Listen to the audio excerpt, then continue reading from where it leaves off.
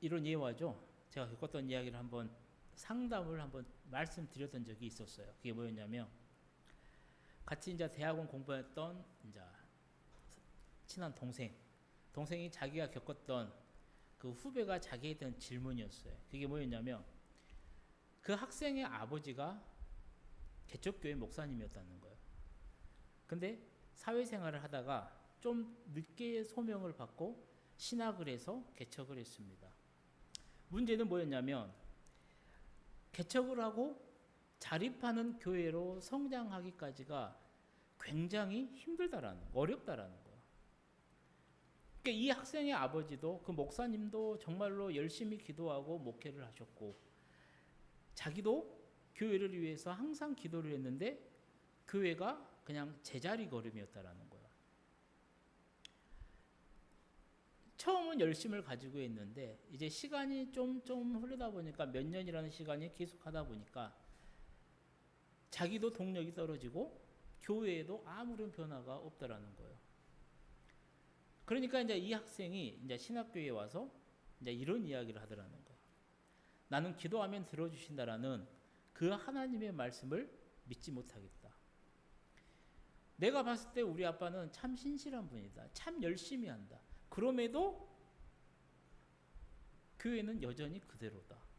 이게 하나님이 있냐? 내가 기도한다 했을 때 하나님이 나의 기도를 들어주느냐?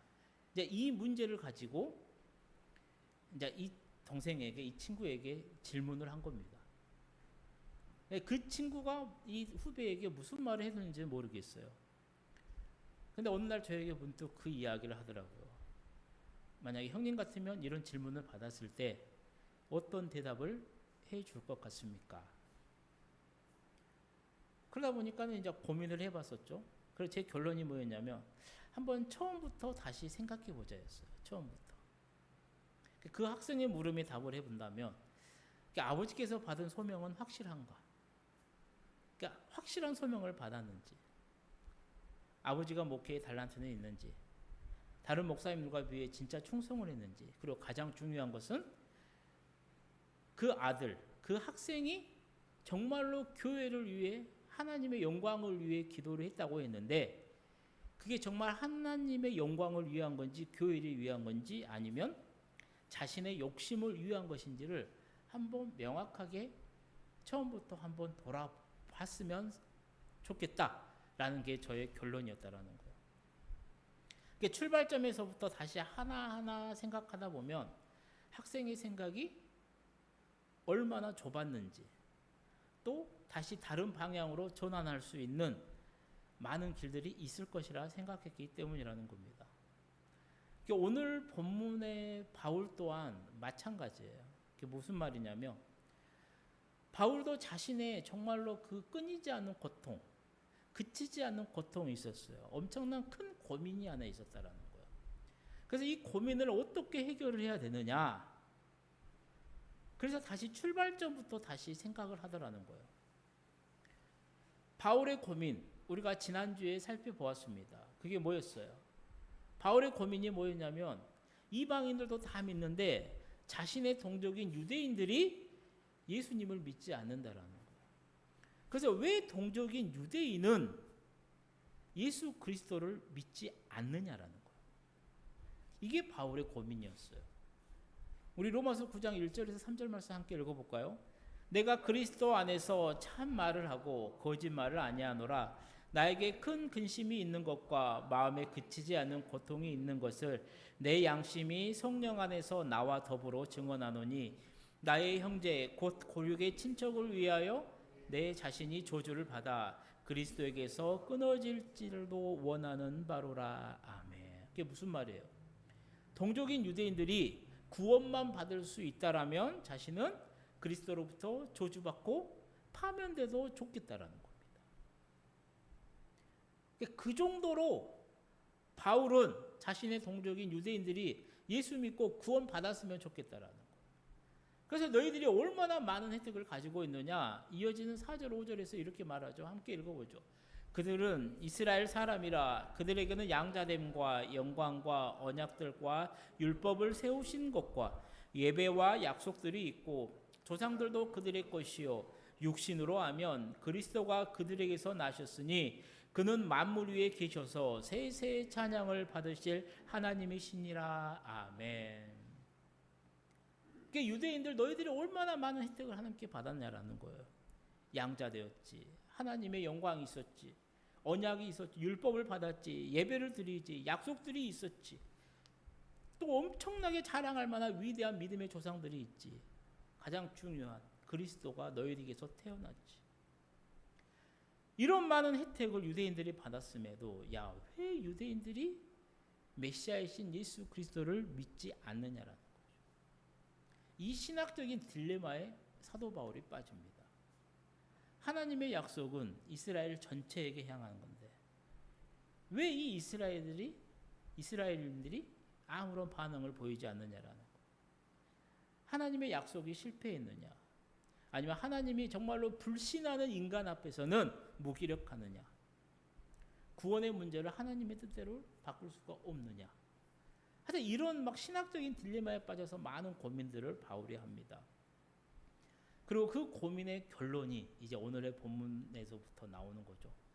본문 6절의 말씀이 이제 이렇게 시작을 해요. 그러나 하나님의 말씀이 폐하여진 것 같지 않도다. 아멘. 그게 무슨 말이에요? 하나님의 계획은 전혀 변동사항이 없다라는 거예요. 그래서 유대인들이 예수를 믿지 않는 이유를, 예수님을 영접하지 않는 이유를 이제 바울은 하나님의 말씀, 처음부터 다시 돌아가서 말씀에서부터 그 답을 찾고 소개하고 있습니다. 물론 우리가 오해하지 말아야 될 건 뭐냐면 유대인들이 전부 다 예수님을 믿지 않은 것은 아니에요. 전부 다가 예수님을 배척한 것은 아니라는 겁니다. 유대인 가운데도 예수님을 환영하고 믿은 사람들은 많이 있었어요. 예수님을 낳은 이 요셉과 마리아도 유대인이었는데 예수님을 환영했죠. 예수님을 최초로 영접한 세례 요한 또한 유대인이었습니다. 예수님의 12제자들 또한 또 성도로 그 초대교회를 형성했었던 120명의 성도들 또한 오순절을 지키기 위해 예루살렘으로 왔다가 성령 받고 예수님을 믿은 많은 성도 역시 흩어져 살았지만 유대인이었다라는 거예요. 즉 이스라엘, 이 유대인들 전체에 비하면 소수지만 유대인 가운데서도 예수님을 믿고 구원받은 영접한 사람들은 있었다라는 거예요.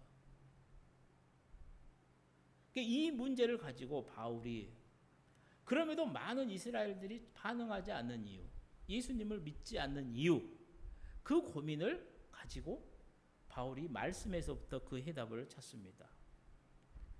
그리고 이게 정말로 중요해요. 성도인 우리에게는 정말로 매우 중요한 진리를 가르쳐줘요. 뭐냐면 성도라면 나의 고민의 그 해답을 성경에서 찾아야 된다라는 거예요. 막연하게 이게 이러니까, 내가 이렇게 살아보니까, 내 생각이 이러니까, 내 경험에 빗대어, 내 지식에 빗대어 그 문제들을 그냥 넘어가는 것이 아니라 성경을 읽고 성경을 상고하고 성경 속에서 그 맥락에서 해답을 얻을 수가 있어야 된다는 거예요. 그런데 오늘 우리의 모습은 어떻습니까? 설교 시간에는 아멘을 해요.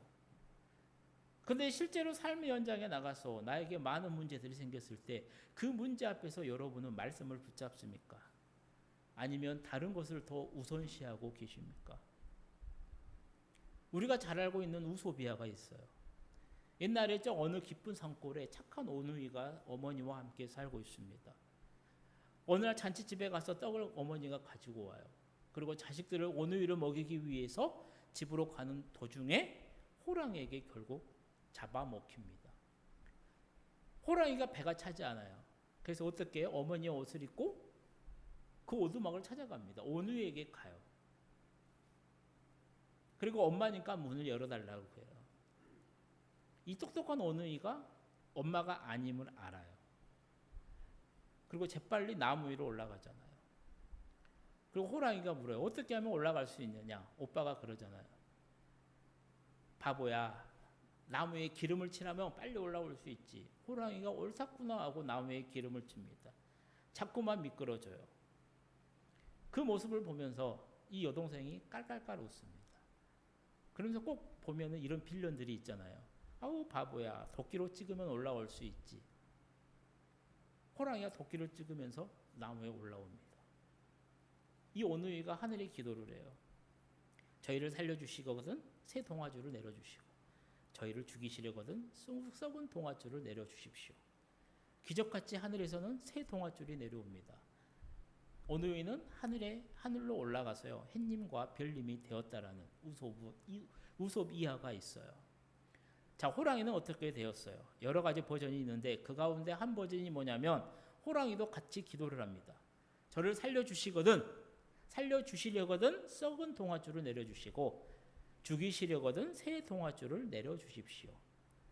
너무나 다급한 나머지 이 기도를 반대로 해버려요. 결국 하늘에서는 썩은 동아줄이 내려왔고, 그 줄을 잡고 올라가던 호랑이는 떨어져서 수수밭에 떨어져 죽고 말았다라는 아주 전설적인 우솝 이야가 있습니다. 호랑이는 자신이 살려고요, 내 앞에 놓인 그 동아줄을 잡고 올라갔어요. 열심히 잡고 올라갔을 겁니다. 근데 결과는 어떻게 돼요? 자신이 잡은 그 줄이 튼튼한 줄이 아니었다라는 거, 썩은 동아줄이었다라는 겁니다. 그리고 결국은 떨어져 죽고 말았다라는 거예요. 사람은 누구나 위험한 순간이 오면요, 손을 뻗어 안전한 무엇인가를 잡아요. 무서운 놀이기구를 탈 때도 사람은 본능적으로 손잡이를 단단히 붙잡습니다. 깊은 물에 들어가거나 아니면 갑작스러운 큰 파도를 만날 때 본능적으로 우리는 나를 구원해줄, 지탱해줄 무언가를 잡게 돼 있어요. 제가 정말로 자주 드렸던 질문 가운데 하나입니다. 오늘 우리 성도님들은 무엇을 붙잡고 계시냐라는 거예요. 그게 돈일 수도 있고, 그게 명예일 수도 있고요, 그게 지식일 수도 있고, 자녀일 수도 있고, 건강일 수도 있습니다. 하지만 성경은 이 질문에 대한, 오늘 내가 무엇을 붙들고 살아가고 있느냐, 이 질문에 대한 답은 오직 하나님의 말씀 안에서 찾을 수 있다라고 우리를 가르친다라는 거예요. 흔들리는 버스 안에서 우리는 손잡이를 잡아야 됩니다. 아무리 뛰어난 균형 감각을 가진 사람이라고 할지라도요, 제멋대로 흔들리는 버스 안에서 온전히 서 있기는 힘들어요. 혼란한 시대를 살아가는 우리 또한 마찬가지입니다. 정말로 튼튼한 손잡이를 붙잡아야 돼요. 그리고 성경은 그것이 하나님의 말씀이다라고, 성도라면 마땅히 하나님의 말씀을 붙잡고 살아가야 된다라고 우리를 가르친다라는 거예요. 그래서 바울 또한 마찬가지예요. 자신이 정말로 그치지 않는 고통, 하나님에게, 예수님에게, 그리스도에게 저주를 받아도 좋을 정도로 유대인들이 구원을 받았으면 좋겠다, 이 고민, 그 고민에 대한 답을 하나님의 말씀에서 찾아요. 그래서 어디로 가요? 믿음의 조상인 아브라함부터, 구약시대 아브라함부터 찾아갑니다. 누구나 자랑스러워할 만한, 누구나 존경할 만한 그 세 명의 인물, 아브라함, 이삭, 야곱을 예를 들어서 설명을 해요. 먼저 아브라함이죠. 우리가 잘 알고 있는 것처럼 수메르 문화의 중심지였던 한 우르, 이 메소포타미아 한 도시 우르에서 아브라함이 출생을 합니다. 그리고 아브라함의 조상들은 무슨 일을 했냐면 우상을 섬기면서 살았어요. 좀 더 자세히 말을 하면 우상을 새겨서, 우상을 만들어서 팔았던 사람들이 이 아브라함의 아버지, 할아버지들이었어요. 그 말은 무슨 말이냐면 아브라함 또한 전혀 하나님을 알지 못했을 거라는 거예요. 그런 아브라함을 하나님이 불러내십니다. 그리고 이렇게 말씀하세요. 우리 창세기 12장 말씀 함께 읽어볼까요? 여호와께서 아브라함에게 이르시되 너는 너의 고향과 친척과 아버지의 집을 떠나 내가 내게 보여줄 땅으로 가라. 아멘. 내가 내게 보여줄 땅으로 가라.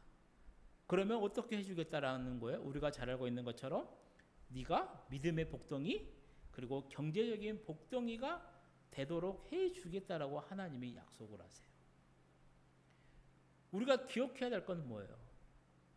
수많은 우르의 그 많은 사람들 가운데 아브라함을 하나님이 부르셨다라는 거예요. 아브라함이 하나님을 부르짖으며 애타게 찾았던 게 아니라는 거예요. 하나님이 아브라함을 찾았다라는 겁니다. 이스라엘이라고 한 나라는 이 아브라함을 지도자로 세워서 아브라함으로부터 시작을 했어요. 근데 성경은 최초부터 말을 해요. 처음부터 뭐냐면 하나님이 아브라함을 찾았다라는 거, 세웠다라는 거. 그러니까 이 이스라엘이라고 나라의 시작은 하나님의 선택으로부터 시작을 한다라는 겁니다. 이게 중요해요. 두 번째 인물은 누구예요? 이삭입니다.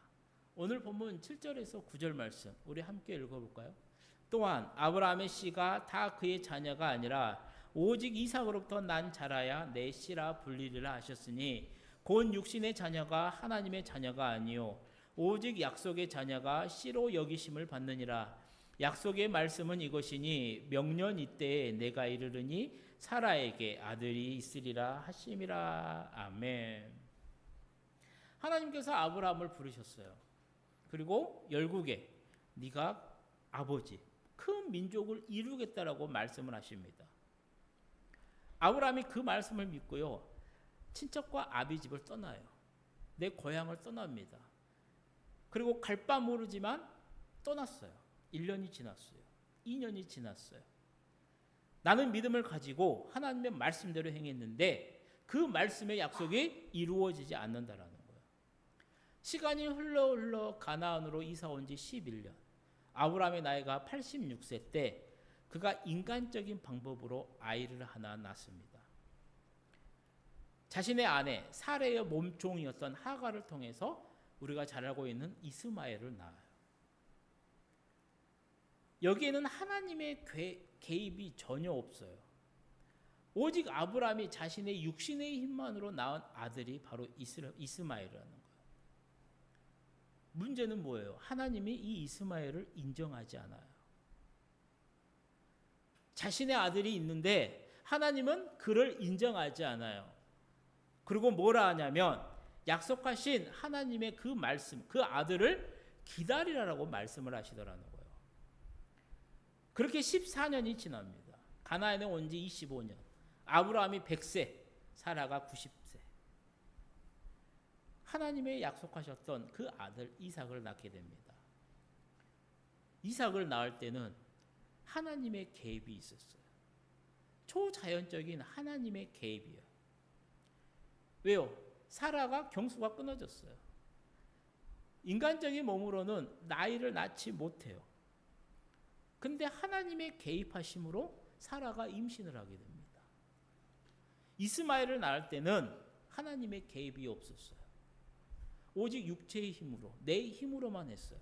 하나님은 그것을 인정하지 않아요. 근데 이삭을 낳을 때는 어때요?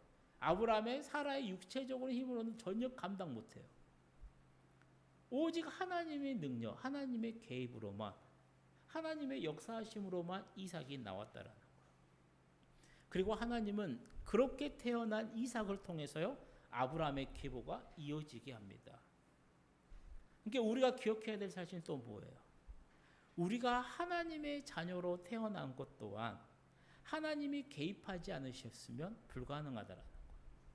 그게 예배소서 2장 1절 말씀이에요. 그는 허물과 죄로 죽었던 우리를 살리셨도다. 그렇습니다. 사랑하는 성도님들. 오늘 아침 하나님이 개입하셨어요. 하나님의 능력으로 우리를 살려주셨다라는 이 놀라운 사실을 믿으시기를 축복합니다. 세 번째 인물이 누구예요? 우리가 잘 알고 있는 야곱이에요. 본문 10절에서 13절 말씀입니다. 우리 함께 읽어볼까요?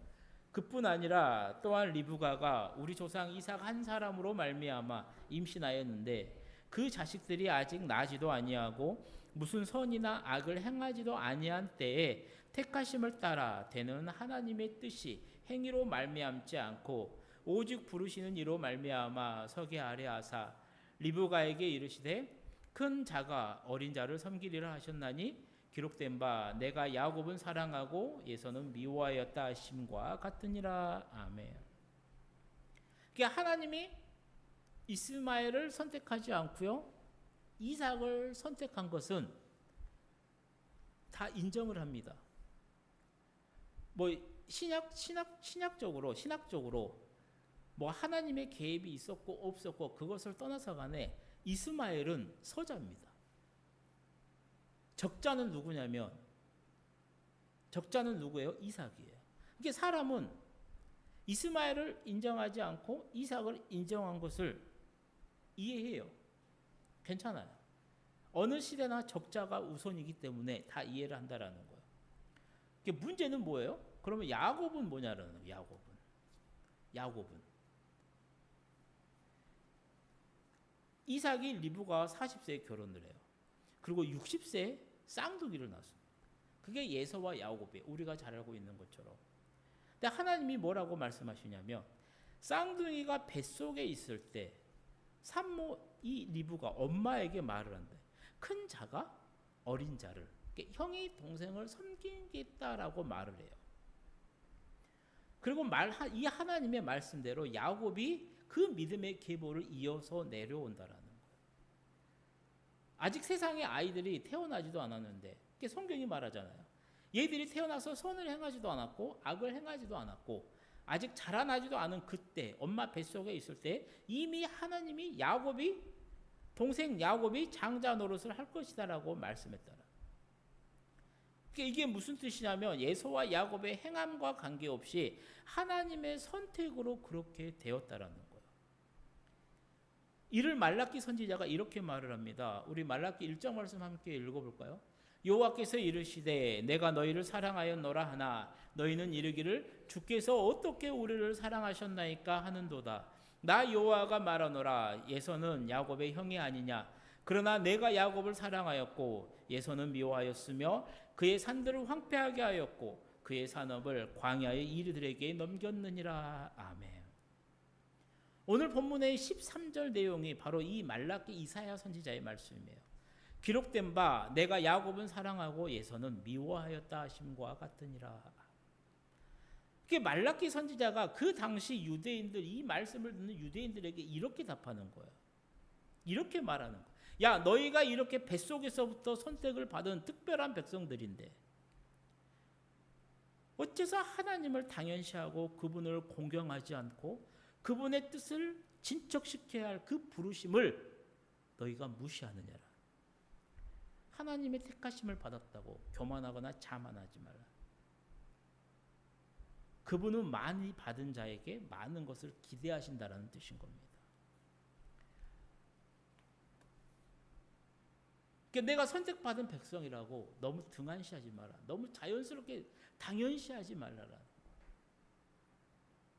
받은 만큼 더 많은 것을 하나님께 드려야 된다라는 거예요. 바울이 이렇게 아브라함과 이삭, 야곱의 선택하심에 대해 말씀해요. 그 유대인들 가운데 소수만 예수를 환영해요. 다수는 예수님을 배척을 해요. 그 문제를 바울은 하나님의 택하심과 뜻으로 풀어낸다라는 거예요. 그래서 본문 11절 중간에 있는 택하심을 따라되는 하나님의 뜻이라는 말씀이 매우 중요하죠. 세상에선 나의 역할도 중요합니다. 그런데 그보다 더 중요한 게 뭐라는 거예요? 하나님의 뜻이라는 거예요. 내 뜻 중요해요. 근데 그것보다 더 위에 있는 게 하나님의 뜻이라는 거예요. 사랑하는 성도님들, 오늘 아침 우리가 정말로 잊지 말아야 될 사실이 바로 이거예요. 바울은 자신의 정말로 큰 고민이었던 그 동족 유대인의 구원에 관한 문제를 그 문제의 해답을 말씀에서 해결을 합니다. 우리 또한 마찬가지라는 거예요. 우리의 문제, 어려움, 딜레마도 말씀으로 하나님의 관점으로 해결할 수가 있어야 된다는 거예요. 근데 실상은 어때요? 문제가 생겼다? 말씀이 먼저가 아니에요. 하나님의 시선이 먼저가 아닙니다. 일단은 내 감정이 먼저예요. 내가 기분이 나쁘면요, 다른 거 다 필요 없어요. 그냥 내 기분이 풀려야 돼요. 내 상식이 먼저예요.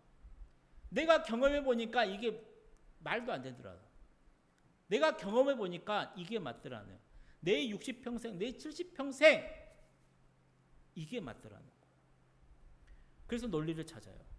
이유를 찾아요. 인맥을 찾아요. 내 뜻에, 내 말에 동조하는 사람을 찾아요. 그렇게 나의 힘으로, 나의 살아온 방식으로, 나의 경험으로 문제를 해결하지 않냐라는 거죠. 정말로 바라기는 오늘 주신 말씀 앞에서요, 내 삶을 한번 되돌아보시고 이제부터라도 나의 삶의 문제에 대한 답을 정말로 말씀을 붙잡고 상고하면서 그 말씀에서 해답을 찾고 해결받으시는 우리 성도님들이 되시기를 축복합니다. 이제 말씀을 마치려고 해요. 사랑하는 성도님들, 우리는 인생길을 보통 두 가지의 길로 비유를 합니다. 하나의 길은 산에 오르는 길이에요. 산을 오르는 길. 또 하나의 길은요, 우리가 잘 알고 있는 광야의 길이에요. 공통점은, 이 두 길의 공통점은 뭐냐면 둘 다 어려워요. 힘들어요. 버거워요. 쉽지 않아요. 즉 우리 인생길이 그리 쉽지 않은 길이라는 것을 잘 말해줍니다. 하지만 차이점도 분명하게 있어요. 그게 무엇이냐면 산을 오르는 길은 목적지가 분명합니다. 보여요. 그래서 내가 얼마만큼 많고 어느 정도 가면 되겠구나가 이제 좀 짐작이 됩니다. 근데 성경에서 비유하는 광야, 이 광야의 길은 정말로 달라요. 내가 얼만큼 왔는지가 보이지 않아요. 또 내가 얼만큼 가야 내 목적지에 도달할지가 보이지가 않아요. 그러니까 어디로 가야 할지도 모르고 얼마나 가야 할지도 몰라요. 그러다 보니까 그 길을 가다 보면 어느 순간 내가 지금 제대로 가고 있나, 내가 옳게 맞게 왔는지를 고민하게 돼요. 확신을 하지 못해요. 내 인생에 대해서 확신하지 못하는 길이 바로 이 광야의 길이라는 거예요. 그래서 그동안 우리가 걸어왔던 길 동안 아마 광야의 길이었을 겁니다. 나의 미래, 우리 교회의 미래 알 수가 없어요. 목적지가 보이지도 않아요. 지금 제대로 오고 있는지 제대로 왔는지 이게 맞는 건지도 몰라요. 그래서 똑똑한 사람들은 그렇게 말을 합니다. 내가 높은 곳에 가서 언덕에 올라가서 지형을 살펴볼 것이다. 그래서 이렇게 가고 저렇게 가면 될 것이다. 자, 나를 따르라. 그 계획대로 가면, 이 계획대로 가면 목적지가 될 거고, 아마 이렇게 하면 부흥할 거고, 이렇게 하면 성도들 모일 거고, 이렇게 하면 우리는 다 잘 될 것이다. 그런데 그거 아세요? 매년은 아니더라도요, 몇 년에 한 번씩 오는 그 거대한 모래폭풍을 만나게 되면요, 그 똑똑한 사람이 했었던 그 지도가 다 소용이 없습니다. 사막에 몇 년에 한 번 내리는 거대한 홍수가요, 사막의 모든 지형을 완전히 싹 뒤바꿔버려요. 그동안 사람들이 만들어 왔었던 지도들 다 필요가 없어져요. 왜요? 지형이 바뀌었으니까. 모든 것이 다 변해버렸어요. 마치 우리의 삶 같지 않습니까? 잘 가다가 어느 한 큰 사건을 만나면요, 삶이 완전히 뒤바뀌어져 버려요. 우리 시대에 코로나가 올지 누가 알았어요? 코로나가 우리의 모든 것들을, 예배 패러다임 모든 것들을 전부 다 뒤바꿔 버릴 줄 누가 알았어요? 내 경험도 안 돼요. 내 지식도 안 돼요. 왜요? 코로나라고 하는 그곳에 처음 다 맞닥뜨렸다니까요. 이때 우리에게 필요한 것이 무엇이겠냐라고요. 변하지 않는 거, 흔들리지 않는 거라는 거. 사랑하는 성도님들, 이 세상에서 흔들리지 않는 거, 변하지 않는 것은 없습니다. 하지만 성경은 분명하게 말씀을 해요. 꽃은 시들고 푸른 마르나 여호와 하나님의 말씀은 변하지 않는다라고 말이죠. 그러니까 우리가 반드시 붙들어야 되는 게 무엇이냐면 하나님의 말씀이라는 거예요. 그러니까 오늘부터 정말 다른 거 보지 마시고요, 정말로 주님의 말씀을 붙드는 우리 모두가 되어지시기를 축복합니다. 그래서 말씀 안에서 행복하시고요, 내 삶의 모든 문제와 그 대한 답도 말씀에서 찾고, 그래서 말씀 가운데 평안도 누리시는 우리 성도님들의 복된 하루하루가 되시기를 주님의 이름으로 간절히 축원드립니다. 기도하겠습니다. 사랑의 하나님 아버지, 우리에게 베푸시는 은혜가 참 많습니다. 오늘도 우리에게 귀한 로마서의 말씀을 주셨습니다. 주신 말씀 잘 깨닫게 하셔서 어떤 상황에서도 다른 것이 아닌 오직 하나님의 말씀을 붙잡을 수 있도록 주님 도와주옵소서. 방해하는 모든 것들로부터 지켜주시고 아버지 지혜 또한 허락하셔서 세상이 주는 썩어 없어질 것들에 대한 마음을 뺏기는 것이 아니라 우리에게 생명이 되는 귀한 말씀을 생각하고 의지하고 그 앞으로 나아가는 우리 모두가 되도록 인도하여 주옵소서. 그렇게 날마다 그 말씀 안에서 내 삶의 모든 문제의 해결책을 찾고 그래서 평안을 누리고 하루하루 행복하게 살아가는 우리 모든 성도들이 다 되어지도록 성령 하나님 은혜를 베풀어 주옵소서.